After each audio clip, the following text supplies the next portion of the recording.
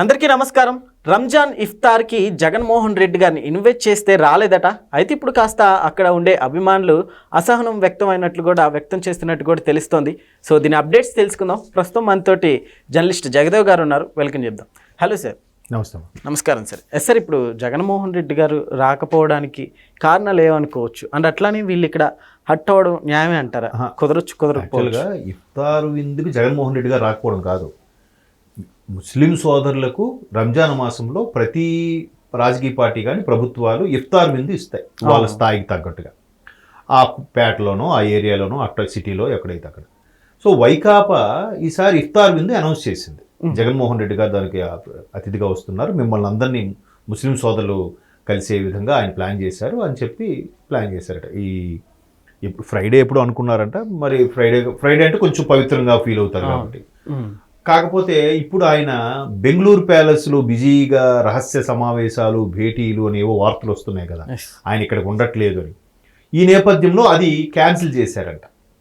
So already ఇఫ్తార్ విందు announce చేసేసినప్పుడు బ్యానర్లు కట్టేసి ఉంటారు, మ్యాక్సిమం ఆ మాస్కులకి అనౌన్స్ ఇచ్చేసి ఉంటారు.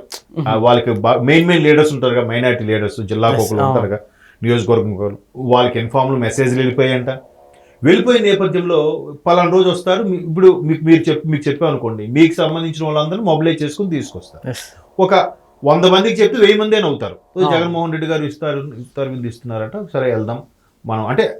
దానికి ఎలా ఉంటుందంటే, ఇప్పుడు చూడండి, ఎవరైనా సరే వాళ్ళ మతపరమైన ఉన్నప్పుడు అలాంటి దీక్షలు అది భిక్షగా తీసుకుంటే మంచిదట కదా, ఆ ప్రార్థనలు ఫలిస్తాయి, ఎవరైతే ఇచ్చారో వాళ్ళకి శుభం కలుగుతుందని అనుకుంటారు. ఇప్పుడు మా అయ్యప్ప స్వామి దీక్ష చేసుకున్నా, లేదంటే వీళ్ళు ఇఫ్తార్ విందులకి ఇచ్చినా వాళ్ళ కడుపు నిండా పెడితే అదొక తృప్తిగా ఫీల్ అవుతారు.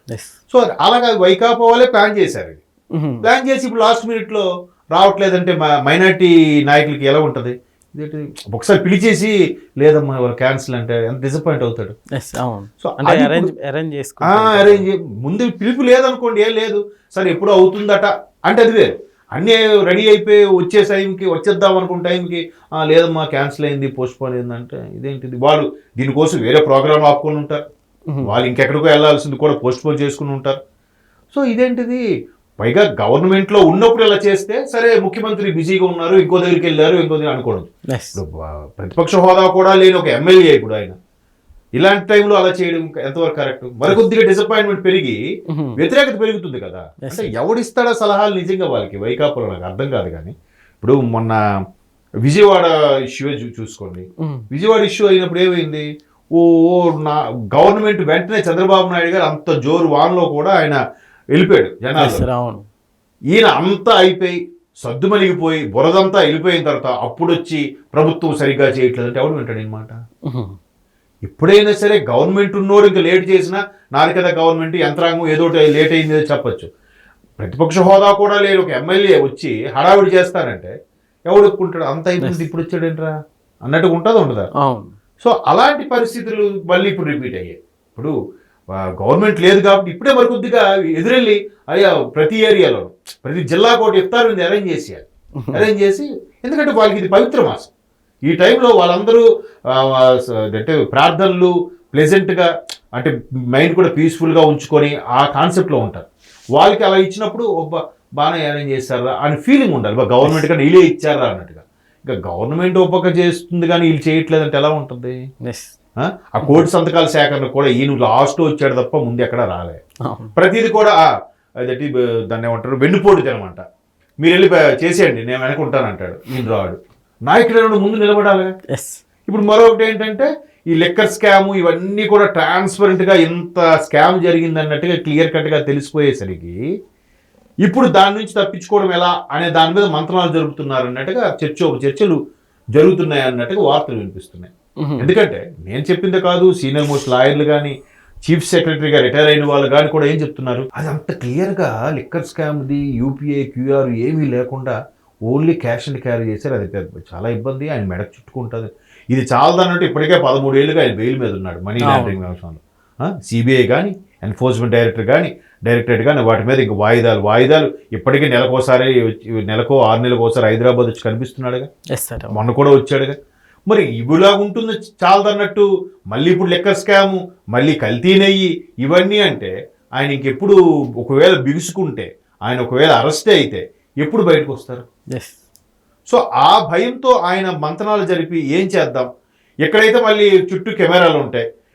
బెంగళూరులో ఆయనకున్న ఎలహంక ఏదో అంటారు, ఎలహంక ఏరియాలో ఉండే ప్యాలెస్లో అయితే ఎవరికి తెలియదు, అక్కడికి ఎవరు వచ్చి వెళ్ళిపోయినా ఎందుకు ఎవరికి పెద్దగా పట్టించుకోరు అని అక్కడే ఉన్నారు అన్నట్టుగా కొన్ని వార్తలు ఉన్నాయి. సో ఇలాంటి టైంలో అలాంటి పోస్ట్ పోన్ చేయడం అనేది మరికొద్దిగా బ్యాడ్ అవుతుంది అనేది ఒక అభిప్రాయం. ఓకే. ఎందుకంటే ప్రతిది కూడా గవర్నమెంట్ చేయక ముందే ప్రతిపక్షం రెడీ అయిపోవాలి. అవును. పైగా ఇక్కడ ప్రతిపక్ష హోదా కూడా లేదు. గవర్నమెంట్ వచ్చినప్పుడు అన్ని బేరాలు పలికిన వాళ్ళు ఇప్పుడు కనీసం చేయట్లేదే, కనీసం సానుకూలంగా స్పందించట్లేదే. కొన్ని వాళ్ళు కాకపోతే వాళ్ళు మాజీ మంత్రులు ఉన్నారు, వాళ్ళైనా పిలిచి చేయొచ్చు కదా. ఎవరు అన్న రావడం అవ్వట్లేదు. ఇప్పుడు అందరూ వచ్చేసారండి, ఫర్ ఎగ్జాంపుల్ అనుకుందాం. వచ్చేసిన తర్వాత అరే అన్నగారు వాళ్ళు రావట్లేదు, సరే ఇఫ్తార్ విందు అయితే అరేంజ్ చేస్తున్నాం, విందు అరేంజ్ చేస్తే హ్యాపీ.